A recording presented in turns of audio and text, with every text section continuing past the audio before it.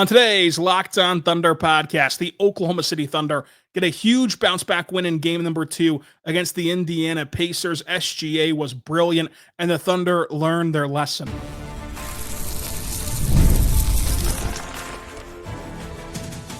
You are Locked On Thunder, your daily Oklahoma City Thunder podcast, part of the Locked On Podcast Network, your team every day.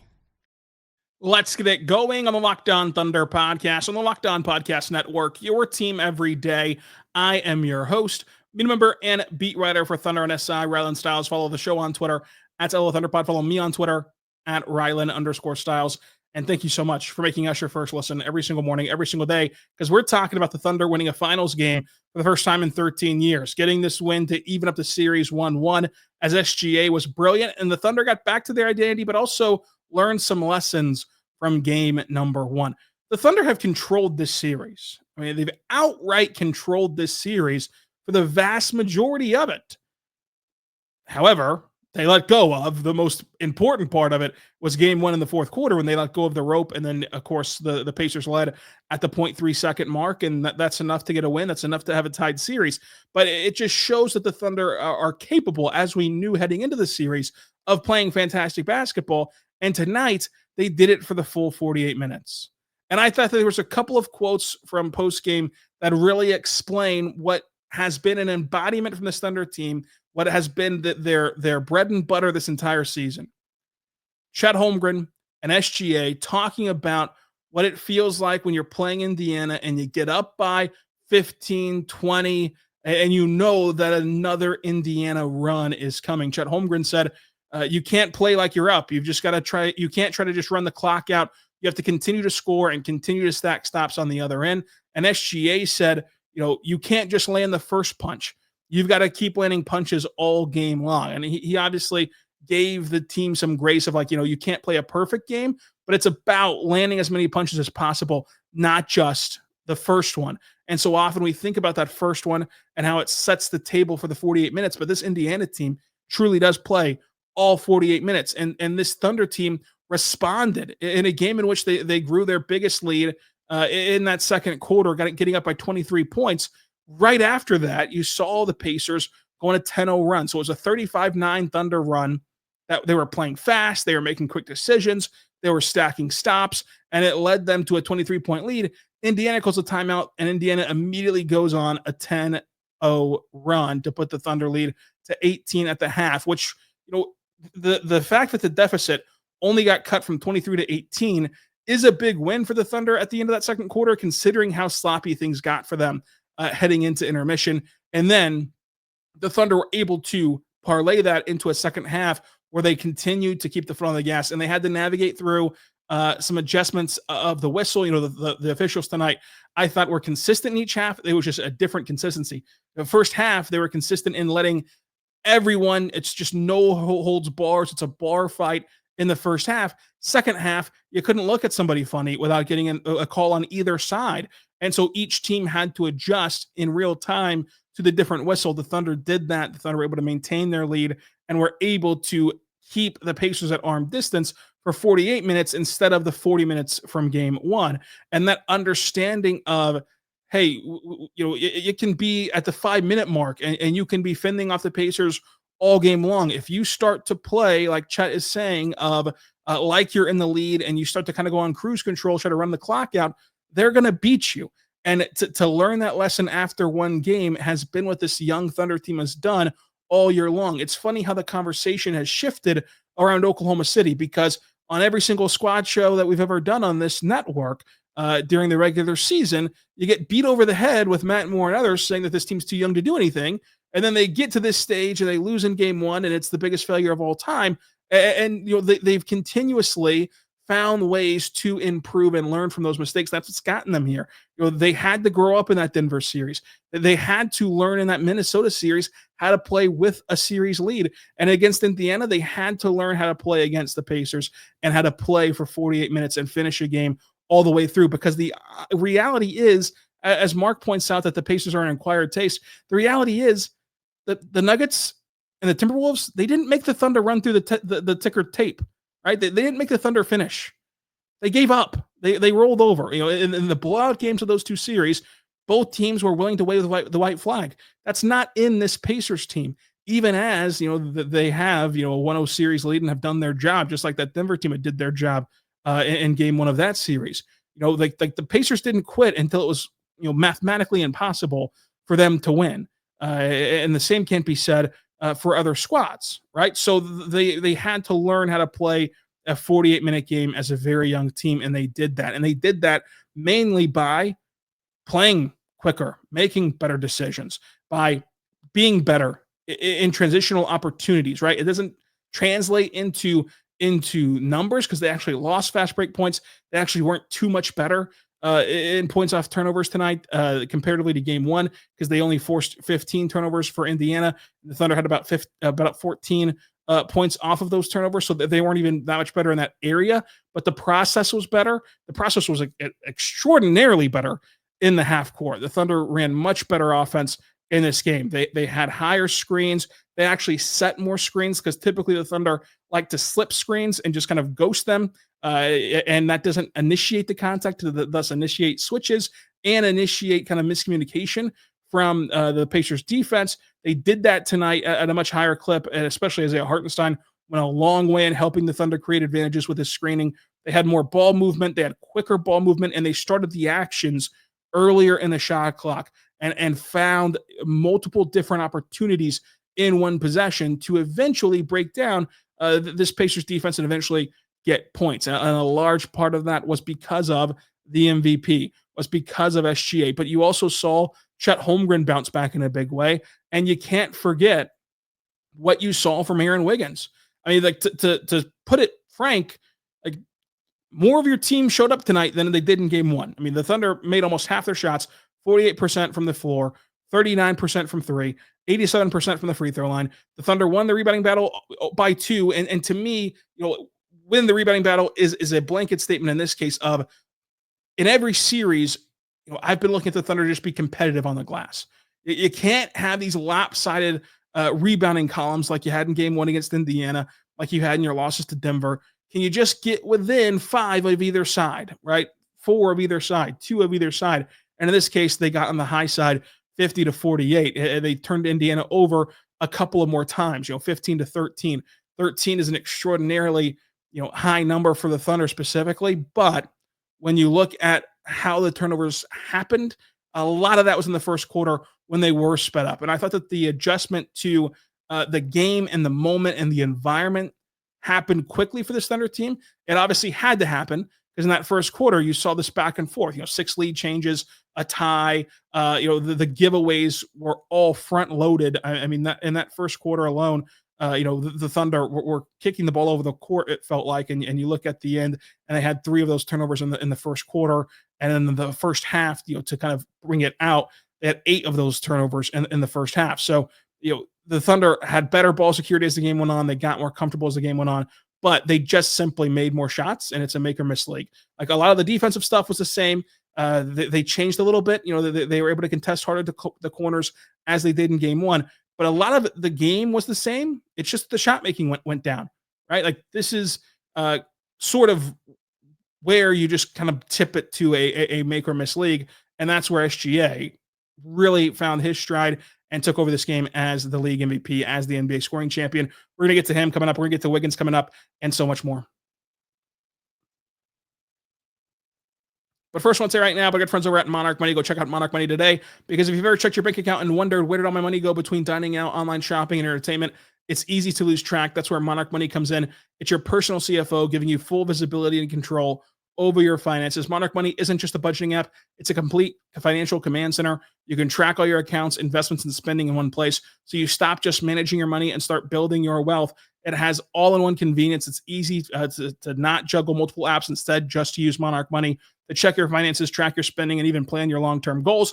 Take control of your finances with Monarch Money. Use code LOCKEDONNBA at monarchmoney.com for 50% off your first year. That's monarchmoney.com, code LOCKEDONNBA for half off of your first year at monarchmoney.com. Go check it out today. We're back on the Locked On Thunder podcast on the Locked On Podcast Network, your teams every day. Thank you so much for making us your first listen every single morning, every single day. We're here for you talking Thunder basketball, and we're talking SGA. What Shai did today was jarring. I mean, he was juking, gyrating, and turning basketball into smooth jazz as he continued to do moves against this Pacers defense that got Elvis banned from television. I mean, he was bending and breaking the Pacers defense down. He completely took over this game as a playmaker as well, where he was continuously making the right reads and adjusting on the fly to Indiana's ever-changing defense. Indiana did a good job, and this is where we talked about pre-series of the coaching battle of how Rick Carlisle can throw a lot of different looks at Oklahoma City.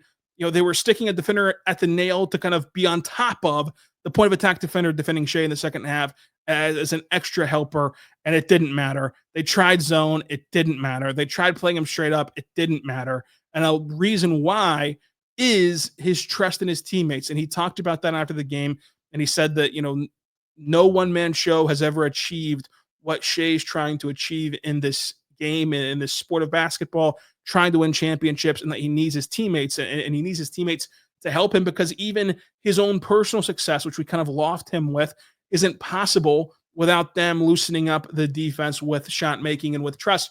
And I thought that in this game, there's multiple different plays that you can point to that highlight that. You know, the touch pass that he got, where, you know, the play initially begins with Shai getting it and pushing it in transition. He tries to fire this outlet pass to Cason Wallace, and Shai continues to run the lane and gets the ball back at the nail. And in the moment, he throws his touch pass to Alex Caruso for three, and it really helped settle the waters after that 10-0 run by Indiana. And that quick decision-making to in the moment of a 10-0 run, swing it over to Caruso for three was big. There was also a chance here to show his kind of basketball savviness and intellect of, you know, he receives the ball at the slot, waves over Cason Wallace to clear out. So now he has the ball all alone, you know, on the empty side of the court, turns his back to the basket, walks the ball down to the baseline. This is a shot that he's hit a billion times in his career, but specifically against Indiana,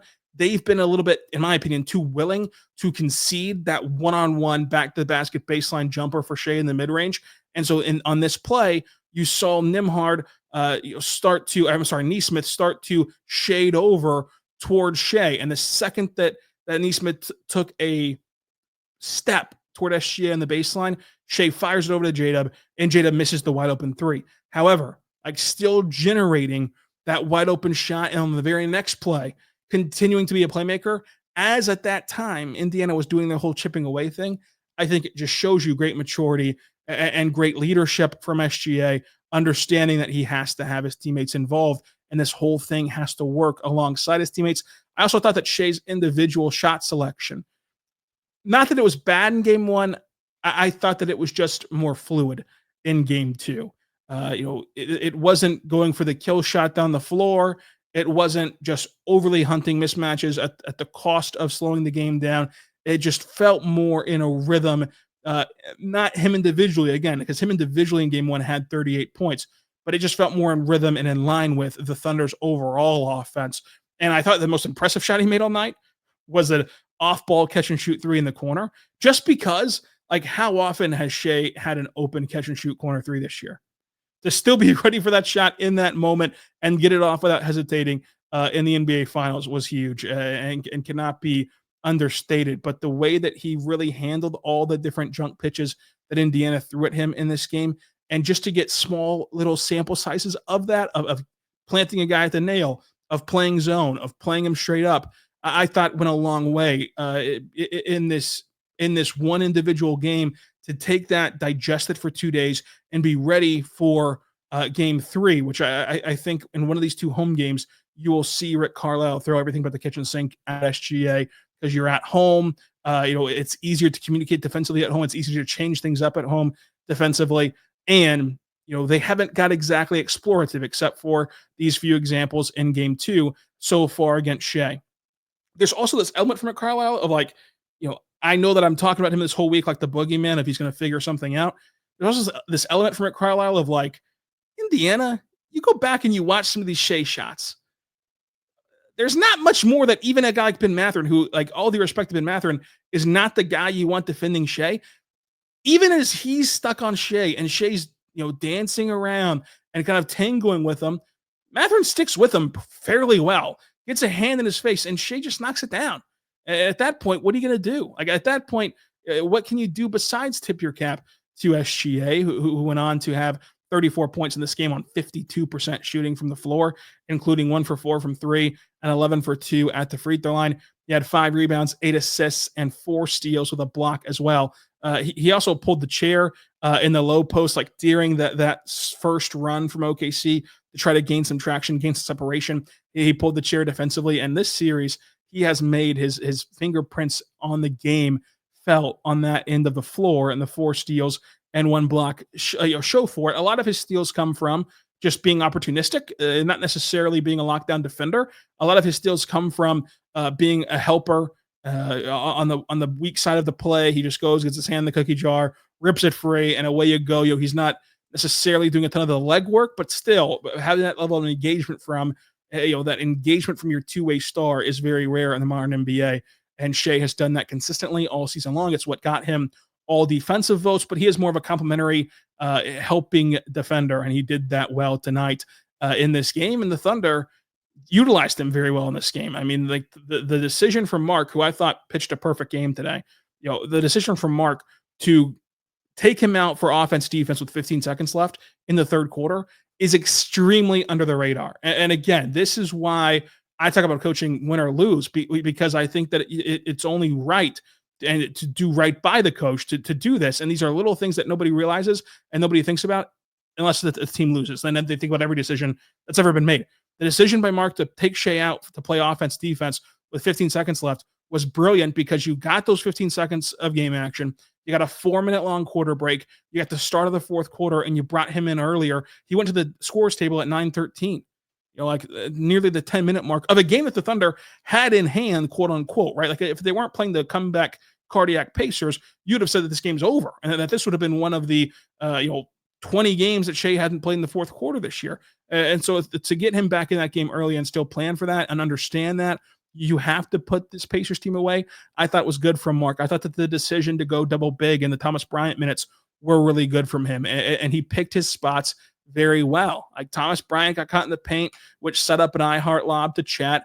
They were able to withstand that double big stuff defensively because of how hard Isaiah Hartenstein was closing out to the corners and competing defensively. And then offensively, when Thomas Bryant's in the game, the Thunder can just create so many advantages because of iHeart and how many advantages that he can create, which we're going to talk about in a second. But that's about the best way to describe it, is picking your spots to throw this pitch. To me, in this series, the double big lineups is not your fastball. Like when it's best on best, that's not your fastball. But it can get you out of situations, and it can get you out of, hey, if you're going to put Thomas Bryant out there, they're going to throw you size, and you're going to see if you can hit it, right? You're going to see if you can adjust, and how does Indiana adjust to playing with two bigs, because it did create a different situation. Mark also made the adjustment to just keep it center on the floor and not play these super small lineups, which I thought was great. I thought that was one of the few criticisms that you could have had of Mark in game one. You could have criticized him going too small at the end, 100%.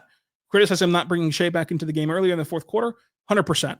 I thought everything else was a bit overblown, a bit overdone. You can go back and listen to game one's recap for that, but I thought that he coached really well today in this game. Let's talk Aaron Wiggins, because the Thunder do not win this game without the production from Aaron Wiggins. And that sounds silly to say when it's 123-107. But the Thunder left the door open a few different times in this game for Indiana to pull off their old tricks, for Indiana to do what they've done all playoffs long, and even in the regular season, they've played this brand of comeback basketball. And yet every time that Indiana starts to make headway, oh, here's one of the 5 Aaron Wiggins threes.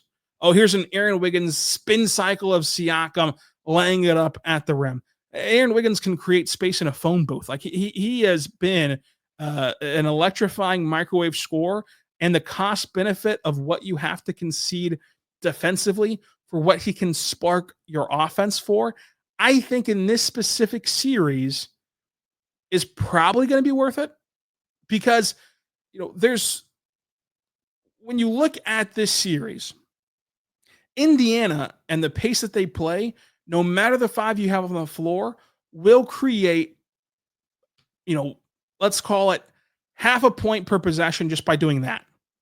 Where it's like there's going to be certain possessions in a if you just examine the game in 7-minute blocks, in those 7 minutes, there's going to be 2 or 3 possessions where they have the numbers even after a made shot, and they're the best passing team in the league, and they get you off balance and they're able to score.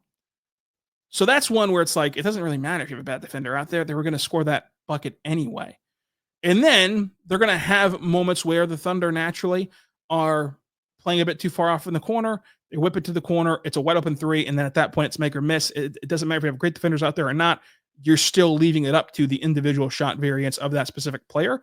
To where, again, those possessions end up in a spot where it doesn't really matter who's on the floor. So I hear the Wiggins defensive concerns, absolutely. And I think that that's why he has not carved out a specific role for himself. But if you can eliminate the Thomas Bryant minutes at all from the Rick Carlisle lexicon by playing double bigs, then quickly the next option for Indiana is to play small. And if Indiana plays small, well, what's the one thing that makes Wiggins a defensive liability? Because to me, Wiggins can defend guards exceptionally well. I should backtrack that a little bit. I got a little over my skis. I think you can defend guards at a plus level. Whereas when he's sizing up, and this is no shot to Wiggins, he said this himself whenever I've asked him about it, he can't defend at a position or two above his skis, right? He cannot defend fours. He can't defend threes even. So he's got to defend a guard. He's got to find a guard somewhere if he wants to compete on that end of the floor. He's just not comfortable doing it. He doesn't have the size to do it.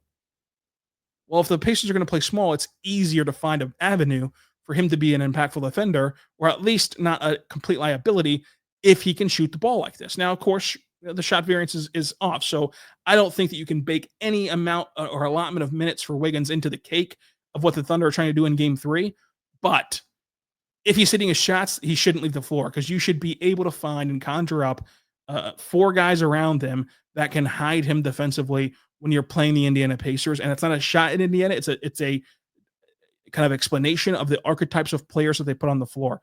Obviously, if they put Turner and Siakam both on the floor, it'd be very hard to find a situation where Wiggins can be on the floor defensively because you're going to have to always be scaling up with the rest of your roster. But, he shouldn't be playing in the starting kind of rhythms of the game anyway.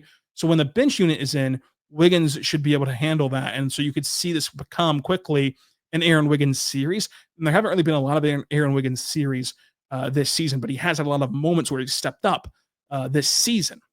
Coming up, speaking of stepping up, Chet Holmgren had a bounce back. I thought Isaiah Hartenstein was awesome in this game, and so was Alex Caruso. But first, I want to say right now, but good friends over at DoorDash, go check out DoorDash today because DoorDash is awesome. And NBA fans, you know what time it is. It's the playoffs. It's the finals. That means big performances and even bigger rewards. DoorDash is bringing you the heat with a slam dunk deal with Dash Pass members during the 25 NBA season. It's called They Swish You Score. Anytime a player drops 50 or more points in a playoff game, Dash Pass members score a free 3-piece crispy tenders combo from Wingstop the very next day. Just place an order of $20 or more. Use code WINGSTOP50 at checkout, and that combination is yours. It's crispy. It's delicious. It's totally free. Offer valid from noon to midnight the day after the game. Terms and conditions apply. You make sure that you go check them out today because if you've looked at the delivery fees recently and thought, there's got to be a better way. Well, there is. It's Dash Pass. You get 0 delivery fees and exclusive perks just like this one. How much would you save over the full season? A lot. So here's the play. You sign up for Dash Pass to unlock this and more exclusive deals all season long. When any player scores 50 or more points in a playoff game, Dash Pass members can grab a free 3-piece crispy tenders combo from Wingstop the next day with a $20 or more order. Code WINGSTOP50. That's Dash Pass, your door to more savings, more flavor, and more ways to win. Terms and conditions apply. We're back on the Locked On Thunder podcast on the Locked On Podcast Network. Your teams every day here talking about the Thunder bouncing back in the NBA Finals against the Indiana Pacers as Chet Holmgren did. I thought early in the game, both Chet and Jada were a little bit out of sorts, a little bit sped up, trying to do a little bit too much, and that led to some turnovers.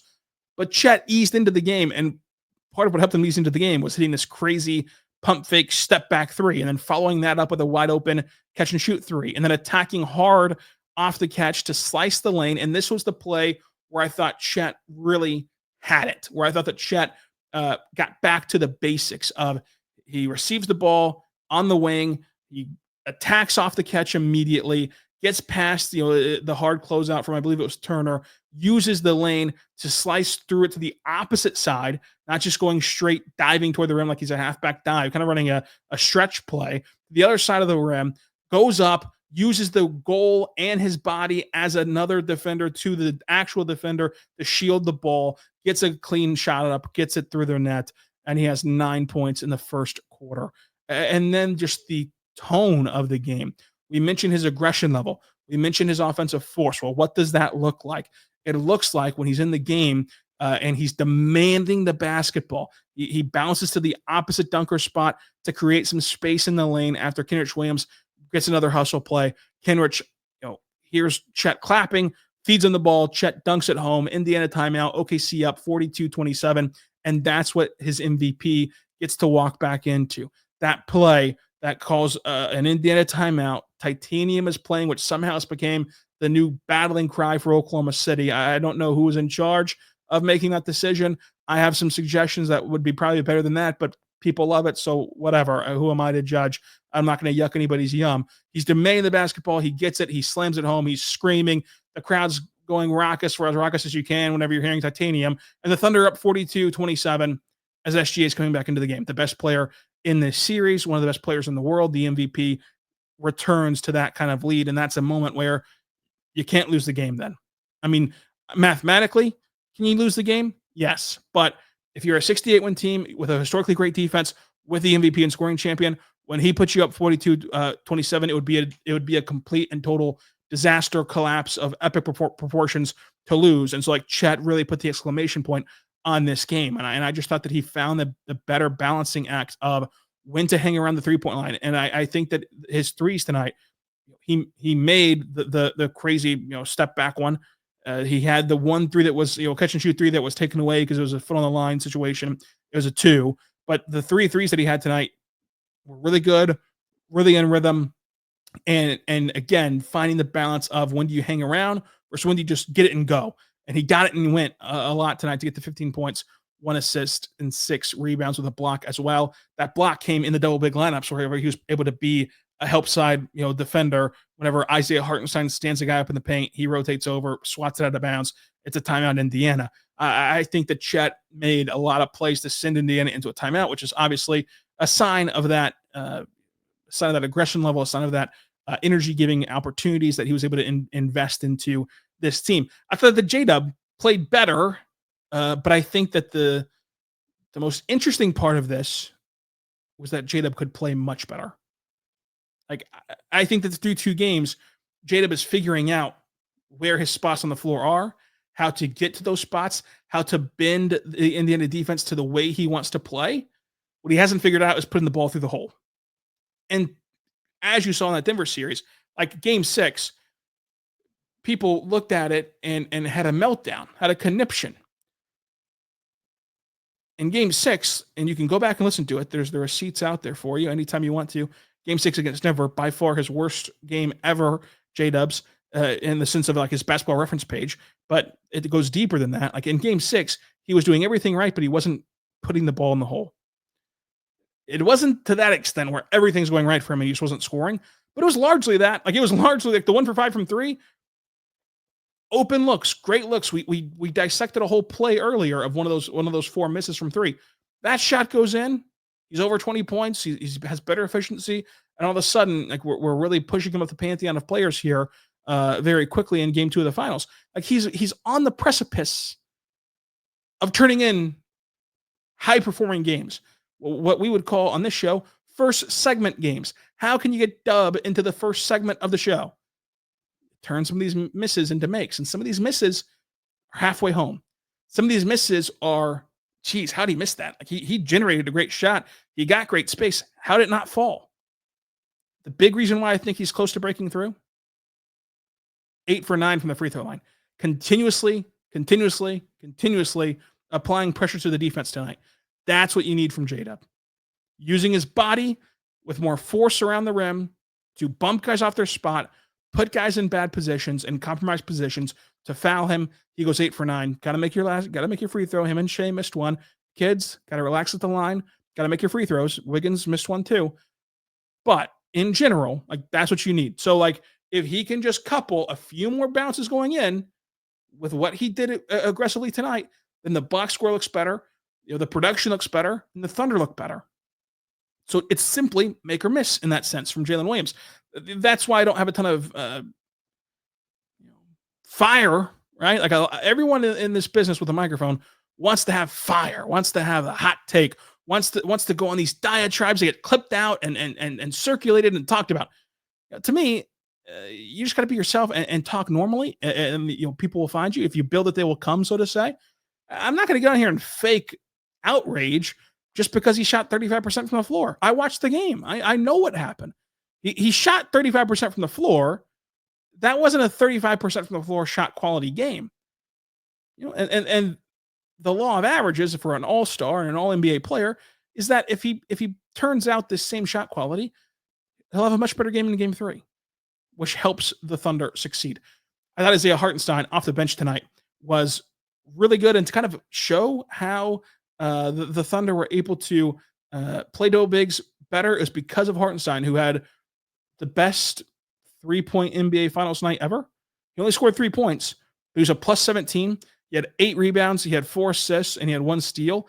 And the screening to let J-Dub get downhill and to get to the free throw line was big. The screening to navigate those different looks that the Pacers set to Shai was big for Shai. He was a big reason why your 2 lead scorers were able to loosen up in this one. And then on the glass, like, he only had 8 rebounds himself. You look at how he was moving guys out of that paint and how he's putting bodies on guys.